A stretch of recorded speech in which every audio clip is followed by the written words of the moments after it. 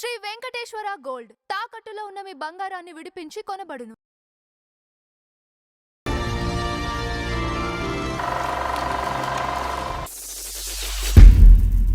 నమస్కారం నంద హరిచంద్ర గారు. నమస్కారం అంజబాబు గారు. ఈ రోజు మన ఫ్లాష్ బ్యాక్ లో బహుముఖ ప్రజ్ఞాశాలి అయినటువంటి ఒక కమెడియన్ గురించి మాట్లాడుకో. చాలా మంది ఉన్నారు. మన అదృష్టం ఏంటో చెప్పనండి, వినండి చెప్తా.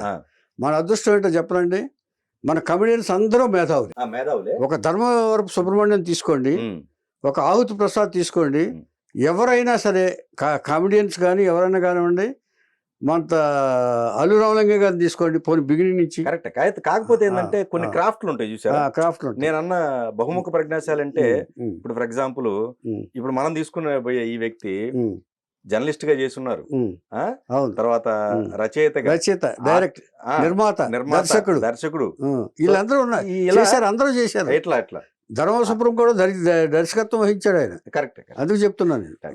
అంటే కొంతమంది ఉన్నారు వాళ్ళు, ఈయనొకరు కాదు. ఏమండి, అందరూ అనుకున్నట్టు కేవలం హాస్యానికే పరిమితం కాలేదండి వీళ్ళందరూ కమెడియన్స్. అంటే లేటెస్ట్ జనరేషన్, అవును, ఇదివరకు కాదు, లేటెస్ట్ జనరేషన్ లో దానికే పరిమితం కాలేదు. వాళ్ళు ఇంకా ఎక్కువ ఉన్నత స్థాయికి ఎదిగిన కమ్యూనిస్ట్ ఉన్నారు వాళ్ళు. కరెక్ట్. ఇప్పుడు అట్లా మనం చర్చించుకోబోయే, ఈ రోజు మాట్లాడుకోబోయే వ్యక్తి ఎవరో కాదు, ఏబిఎస్ గారు. ఆ మంచి వెంకట సుబ్రహ్మణ్యం గారు అసలు బ్రహ్మాండం. ఎందుకంటేనండి, అదే ఇప్పుడు మనం చెప్పుకున్నాం కదా, నాకేంలో నచ్చింది ఏంటంటే అండి, ఓకే మొత్తం ఒక జర్నలిస్ట్ గా అసలు ఆయన జర్నీ చూడండి, అక్కడి నుంచి స్టార్ట్ అయ్యారు కదా. ఎక్కడ కామెడీగా ఈ లింకు, ఆయన ఏమో రెబల్ గా ఉండేవాళ్ళు అంట ఆ టైం, జర్నలిస్ట్ గా ఉన్నాడు. కొంచెం ఏదో అది మర్డర్ అటెంప్ట్ కూడా చేశారు జర్నలిస్ట్ గా, చూడండి. అది మీకు తెలుసో తెలియదు, మరి అది చర్చించుకుందాం, చెప్తాను. మరి అలాంటి ట్రావెల్ ఈయన అసలు కానీ తప్పించుకున్నాడు ఆయన. కరెక్టే. అంత సీరియస్, అవన్నీ సీరియసే కదా అటెంప్ట్.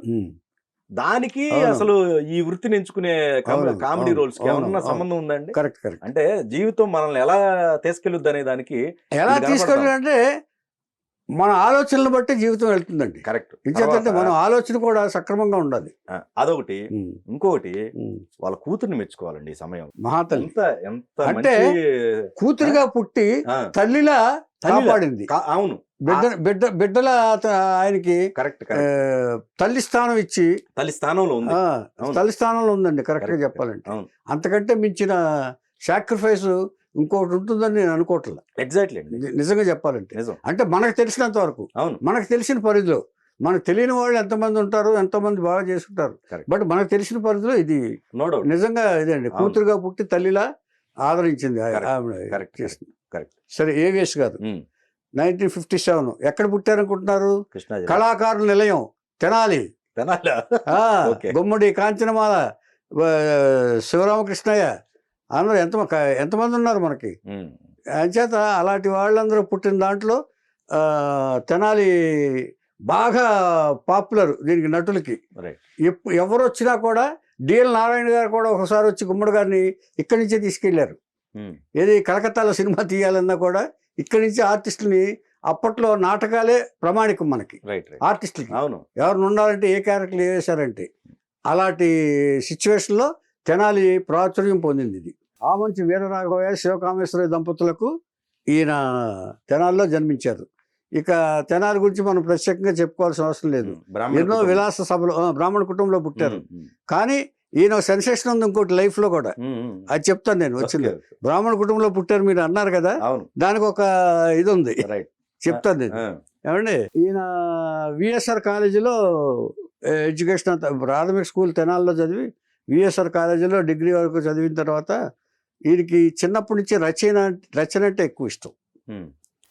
అంటే ఈ విద్యావంతులు కదండి, జనరల్గా వాళ్ళు ఇన్స్పైర్ అవుతూ ఉంటారు, ఏదైనా చూసి రాస్తూ ఉంటాడు ఆయన. తర్వాత ఇంకొక గొప్ప కళ ఏంటంటే ఈయనకున్నది, మొత్తం పాత ఆర్టిస్టులు అందరినీ మిమిక్రీ చేసేవాడు ఆయన. ఇమ్మీడియట్గా ఏదైనా ఉంటే ఇది ఇమ్మీడియట్గా పట్టుకుని ఆయన మిమిక్రీ చేయటంలో నిష్ణాతుడు ఆయన. ఏం చేతంటే ఆ మిమిక్రీ వైపు వచ్చుంటే ఆయన పెద్ద ఆర్టిస్ట్ అయి ఉండేవాడు. కానీ ఆయన ఆర్టిస్ట్గా అయ్యారు కాబట్టి అలా ఉండిపోయారు ఆయన. తర్వాత అక్కడికి వచ్చిన తర్వాత ఈయన ఏం చేసేవాడు, ఈ స్టూడెంట్స్ని మాస్టర్లని ప్రిన్సిపాల్ని ఇలా చేసేవాడు. ఈయన టాలెంట్ చూసి ఇక్కడ నజరుద్దీన్ అని ఒక లెక్చరర్స్ ఇద్దరు ఉన్నారు. ఆ లెక్చరర్స్ ఇద్దరు కోసం నాటకాలు రాసి ఈయనతోటి నటింపు చేశారు వాళ్ళు. అంటే ఎలా వస్తుందో చూడండి. ఇప్పుడు టాలెంట్ అనేది ఎవరెవరు గుర్తిస్తారో మనం చెప్పలేం. ఈ టాలెంట్ ఇద్దరు లెక్చరర్స్ గుర్తించారు. గుర్తించి నాటకాలను నటింపు చేశారు. నటింపు చేస్తే ఈయన ఇమ్మీడియట్గా పట్టుకునేవాడు అంటండి. ఆయన ఏదన్నా ఇది చెప్తే, ఏదైనా క్యారెక్టర్ గురించి చెప్తే ఆ క్యారెక్టర్లోంచి దాన్ని హైలైట్ చేసేవారంట ఈయన. అంతటి ప్రతిభావంతుడు. అంటే చెప్పబోయేది ఏంటంటే ప్రతిభావంతుడు ఆయన. అంటే గ్రాస్పింగ్ పవర్ ఎక్కువ. గ్రాస్పింగ్ పవర్ ఎక్కువ ఉన్నప్పుడు ఏకసంతాగ్రహి అనుకోండి పోనీ, ఏమండి అలా కాకుండా ఆ బాడీ లాంగ్వేజ్ పట్టుకునేవాడు. ఒకసారి ఎవరో ఇచ్చేయటానికి అందరినీ చేస్తావు కదా, ప్రిన్సిపాల్ గారిని చెయ్యన్నట్టు. ప్రిన్సిపాల్ గారు చెప్తుంటే ప్రిన్సిపాల్ గారిని కరెక్ట్గా పట్టుకుని ఆయన ఎలా అయితే చెప్తారో, స్టూడెంట్స్ని ఎలా అయితే ఇచ్చేస్తారు, లెక్చరర్స్కి ఏమి ఇన్స్ట్రక్షన్స్ ఇస్తారో అవన్నీ చేశారంట. చేసి అందరూ చప్పట్లు కొట్టారు, నవ్వుతున్నారు, ఆహా ఆడుకున్నాడు. చూసేటప్పటికి ప్రిన్సిపాల్ అక్కడ ఉన్నాడు. ఇలా మనం క్లోజప్ వేసుకుంటే ఇలా ఉన్నాడు ఆయన. అంటే ఈ ఎక్స్ప్రెషన్స్ ఎందుకే సారీ సార్ అన్నాడు. 7 days సస్పెండెడ్ గోడ్ అన్నాడు ఆయన. కానీ లోపలికి వెళ్ళిన తర్వాత బాగా చేశాడు ఇతను. కాకపోతే ఏంటంటే రూల్ టు రూల్ కాబట్టి ఆయన సస్పెండ్ చేయాల్సి వచ్చింది. కానీ మంచి కళాకారుడు అని చెప్పి తర్వాత ఎవరి దగ్గర చెప్పాడు ఆయన, ప్రిన్సిపాల్ గారు. అంటే ఆర్ట్ డిగ్రీ అయిపోయింది, మరి బతుకుతారు చేయాలి కదా. అప్పుడే ఉదయం పేపర్ స్టార్ట్ చేశారు గురువుగారు. స్టార్ట్ చేసి స్టాఫ్ రిపోర్టర్స్ కావాలని వేశాడు ఆయన. స్టాఫ్ రిపోర్టర్స్ కావాలని వేస్తే అక్కడి నుంచి ఆయన అప్లై చేశాడు ఆయన. ఇచ్చేట రైటింగ్ స్పిరిట్ ఉంది కదా, రైటింగ్ స్పిరిట్ లేకపోతే అప్లై చేయలేరు, మన క్వాలిఫికేషన్ కావాలి. ఆయన చేత వేశారు ఆయన. ఊరికే ఏదేదో రాసి 4 మాటలు చెప్పి రాసేసి చేసేది కాదు. దాంట్లో విశ్లేషణ కూడా, ఎనలైజేషన్ కూడా ఉంటుందండి. ఉదయం అంటే అప్పుడు ముందు నుంచి బాగా ఇంపాక్ట్ ఇచ్చారు వాళ్ళు. ఏబికే ప్రసాద్ గారు ఫస్ట్ స్టార్ట్ చేసింది ఎడిటర్. దాని స్టార్టింగే ఒక ఉద్దేశం మీద, ఇన్వెస్టిగేటివ్ జర్నలిజం మీద, వీటి మీద ఉంది. కొండపల్లి సీతారామయ్య అడవిలో వెళ్ళి ఇంటర్వ్యూ చేసిన గణపత్రిక ఉదయం, అప్పట్లో సెన్సేషన్. వెళ్ళారు, ఈయన ఆడిషన్కి వెళ్ళాడు.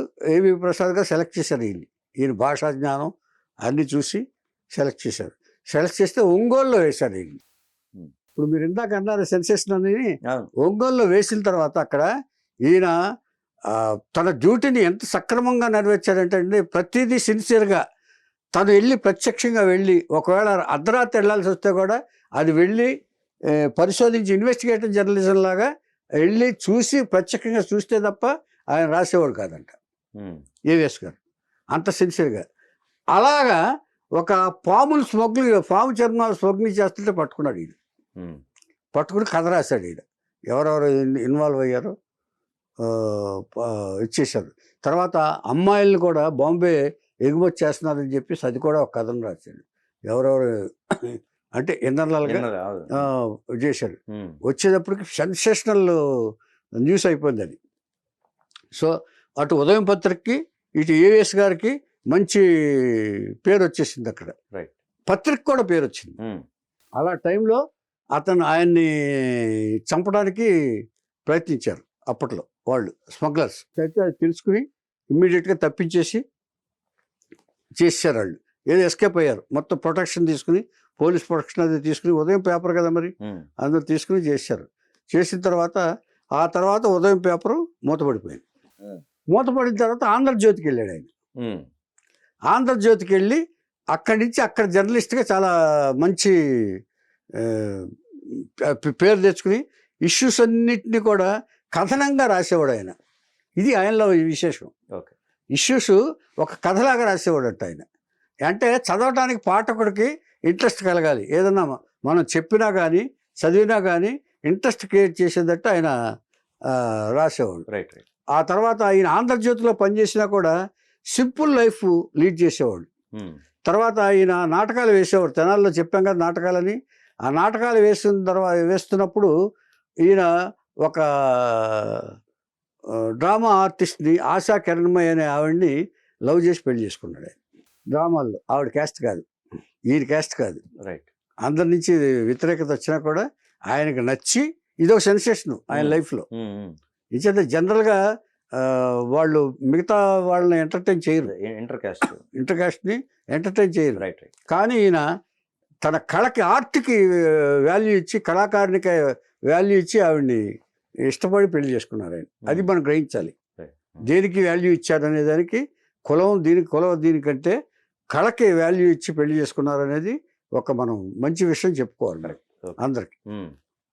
అయిన తర్వాత ఈయన రోజు తనకి సరిపడా జీతం వచ్చినా కూడా లగ్జరియస్ లైఫ్కి అలవాటు పడలే ఆయన. తన లిమిట్స్లో ఉండేవాడు. ఇది ప్రతివాడు తెలుసుకోవాలి. మనకి ఇప్పుడు ఏదో వచ్చేస్తుంది కానీ ఇప్పుడు చేస్తుంటే రేపు లేని రోజు వస్తుంది, మనకు ఆదాయం కనపడని రోజు వస్తుంది. దానికోసం దాచుకోవాలన్న ఇది అలవాటు చేసుకోవాలనేది ప్రతి ఉద్యోగి నేర్చుకోవాలి. ఉద్యోగం ఇది పెర్మనెంట్ కాకపోవచ్చు. ఇప్పుడు ఉదయంలో ఏదో అని ఎగిలిన తర్వాత కొన్ని సంవత్సరాలకి మూతపడిపోయింది కదా, అలాగే ఇది శాశ్వతం కాదని చెప్పేసి ఆయన ఏవిఎస్ గారు ముందు నుంచి తను బస్సులోనే వెళ్ళేవాడు, ఆటో కూడా ఎక్కేవాడు కాదు. ఆఫీస్కి వెళ్ళేటప్పుడు బస్సులోనే వెళ్ళేవాడు ఆయన. ఆ బస్సులో వెళ్తున్నప్పుడు మనుషుల్ని వ్యక్తులను పరిశీలించేవాడు. ఎవరు ఎలా మాట్లాడుతున్నారు ఏంటనేది అవన్నీ ఇమీడియట్గా పట్టుకునేవాడు. అలా వచ్చిందే ఒక ఆయనకి నత్తంట. అది ఆయన తృప్తిగా ఉందనగా తృప్తిగా ఉందని అంటే ఆయన అది పట్టుకున్నాడు. Okay okay. అది పట్టుకున్నాడు. అది పట్టుకుని దాన్ని నాటకాల్లో కూడా ప్రదర్శిస్తుండగా ఒకసారి ముళ్ళపూడి వెంకటరమణ గారు వచ్చారు, బెజవాడ వచ్చారు. బెజవాడ వచ్చినప్పుడు మరి పెద్దవాళ్ళని కలుస్తూ ఉంటారు. అప్పుడప్పట్లో సినిమా వాళ్ళు వచ్చినా ఇది వచ్చినా డ్రామా ఆర్టిస్టులు ఎప్పుడు కూడా పెద్దవాళ్ళని కలిసి ఇలా అంటే నేను ఆర్టిస్ట్ని, ఇలాగ నాకు ఏదైనా అవకాశం వస్తే నేను మెడ్రాస్ వస్తాను అని చెప్పుకోవడం పరిపాటి. విజయవాడ సెంటర్ దానికి. అప్పుడు ముళ్ళపూడి వెంకటరమణ గారి దగ్గరికి వెళ్ళి, ఆంధ్రజ్యోతి కాబట్టి జర్నలిస్ట్ కాబట్టి ఈయన ఆ యాక్సెస్ తోటి వెళ్ళి తన టాలెంట్ని చూపించాడు ఆయన. దాంట్లో తుత్తి కూడా చెప్పాడు ఆయన. తొత్తుగా ఉందండి అంటూ ఆయన చెప్తారు కదా, ఆయన మాడ్యులేషన్ చెప్పాడు ఆయన. మిస్టర్ పెళ్ళం ఇది తీసుకెళ్ళి బాపు గారికి చెప్పాడు ఆయన. బాపు గారికి అప్పుడు బాపు గారు ఏం చేశాడు, ఏవిఎస్ గారికి ఫోన్ చేసి ఏదో ఒకసారి మీరు నాకు చెప్పింది చెప్పండి అన్నాడు ఆయన. చెప్తే ఇది ఆయన డైలాగులు వినిపించి యాడ్ చేసి చెప్పాడు ఆయన బాపు గారికి. అప్పుడు అంత పెద్ద పట్టించుకోలేదు ఆయన. విన్నారు, ఓహో అవకాశం వచ్చి చూస్తానులే అని అన్నారు తప్ప పెద్దగా ముళ్ళపూడి వెంకటరమణ గారు రైటర్గా రియాక్ట్ అయినంత బాపు గారు రియాక్ట్ అవ్వాల ఆవేళ అప్పటికి. ఏమండి అయిన తర్వాత అప్పుడు కొంతకాలం తర్వాత మిస్టర్ పెళ్ళాం అని తీస్తూ ఈయన ఆంధ్రజ్యోతిలో చేస్తూ, ఆంధ్రజ్యోతిలో సెన్సేషనల్ ఏమో కానీ ఉదయంలోనే ఈయన సెన్సేషనల్ రివ్యూస్ ఉన్నాయి బాగా వచ్చి మిస్టర్ పెళ్ళంలో ఈ వేషం ఇచ్చాడు ఆయన. వేషం ఇస్తే విపరీతమైన పాపులారిటీ వచ్చింది మిస్టర్ పెళ్ళంలో ఏవిఎస్ గారిని. కానీ బాపు గారు ఏం చేశారంటే మిస్టర్ పెళ్ళం కంటే ముందు ఈయన ఎన్టీఆర్ గారితో శ్రీనివాస సారంభముడు అనే సినిమా చేయాల్సి వచ్చింది. ఎన్టీఆర్ గారు సొంత పిక్చరు. ఆయన ఖాళీ లేక రాజకీయాల్లో బాపు గారిని చేయమని రిక్వెస్ట్ చేశారు ఆయన. ఎన్టీ రామారావు గారు రిక్వెస్ట్ చేస్తే ఆయన శ్రీనివాస సార్వభౌముడు చేశాడు. అందులో ఫస్ట్ క్యారెక్టర్ ఇచ్చింది ఈయన, ఏవిఎస్కి ఇచ్చాడు ఆయన. తమిళ కవి శ్రీనాథ కవి సార్వభౌముడిలో తమిళ కవి పాత్రని ఏవిఎస్ గారికి ఇచ్చి ప్రోత్సహించారు. ఫస్ట్ అది అసలు యాక్ట్ చేసింది. కానీ రిలీజ్ అయింది మిస్టర్ పెళ్ళం. సో మిస్టర్ పెళ్ళం రిలీజ్ అవ్వటం వల్ల ఆయన కెరీర్కి ప్లస్ అయింది. శ్రీనాథ సార్వభౌముడిలో ఒక క్యారెక్టరే, కానీ ఇందులో ప్రత్యేకత ఉంది, నత్తి క్యారెక్టర్. అలాగా మిస్టర్ పెళ్ళంలో ఇది వచ్చేసింది. ఇక అక్కడి నుంచి వరుసగా కృష్ణారెడ్డి గారు. ఈ మిస్టర్ పెళ్ళం వచ్చిన వెంటనే ఇమ్మీడియట్గా ఎవరికి స్ట్రైక్ అయింది కామెడీ, జంజాల గారికి. ఇష్ గప్ చిప్ అనే సినిమాలో ఆయనకు పాత్ర ఇచ్చాడు ఆయన. ఇమ్మీడియట్గా కనెక్ట్ అయిపోతారు కామెడీ అనగానే. ఆ తర్వాత కృష్ణారెడ్డి గారు పట్టుకున్నారు మాయలోడు తర్వాత యమలేల మరీ ముఖ్యంగా అసలు సెన్సేషనల్ కామెడీ క్రియేట్ చేసింది శుభలగ్నంలో ప్రశ్నావతారం క్యారెక్టర్. మీ ఇంట్లో టీవీ ఉందా, అది పనిచేస్తుందా, బల్లి ఉందా, అది అరుస్తుందా, అది ఆడదా మగదా, బల్లి ఉందా, అది ఆడదా మగదా, అది బాబాయ్ చేస్తూ ఉంటాడు. కుక్క ఉందా, అరుస్తుందా, అది పనిచేస్తుందా, ఇట్లాగా అవును ఈ క్యారెక్టర్ తోటి చంపేస్తాడు ఆయన. అవును బ్రహ్మానందం గారు కూడా ఇరుక్కుంటాడు ఒకటి ఒకసారి అవును అందులోనే ఇలాంటి క్యారెక్టర్, ఈ క్యారెక్టర్ తోటి అసలు ఏవిఎస్ గారిని పట్టలేనంత క్రేజ్ వచ్చేసింది ఆయన. మావ క్యారెక్టర్ మావ బ్రహ్మానందం క్యారెక్టర్, బ్రహ్మానంద క్యారెక్టర్ అదే క్యారెక్టర్ మావ క్యారెక్టర్ వచ్చింది. అక్కడి నుంచి వరుస సినిమాలు, ఒక సినిమాలోనూ సంగీతంతో శంకర్ శాస్త్రి అలాగా ఉయ్యాల్లో కూర్చుని ఇది చేస్తాడు. శ్రీకాంత్ యాక్ట్ చేసిన సినిమా అనుకుంటుంది, శ్రీకాంత్ జగపతి బాబు. ఏదో ఒక టర్బర్ శంకర్ శాస్త్రి లాగా ఫీల్ అయిపోతా ఉంటాడు. అర్ధరాత్రి చంపేస్తూ ఉంటాడు ఆయన. ఇలాంటి క్యారెక్టర్లు వేస్తూ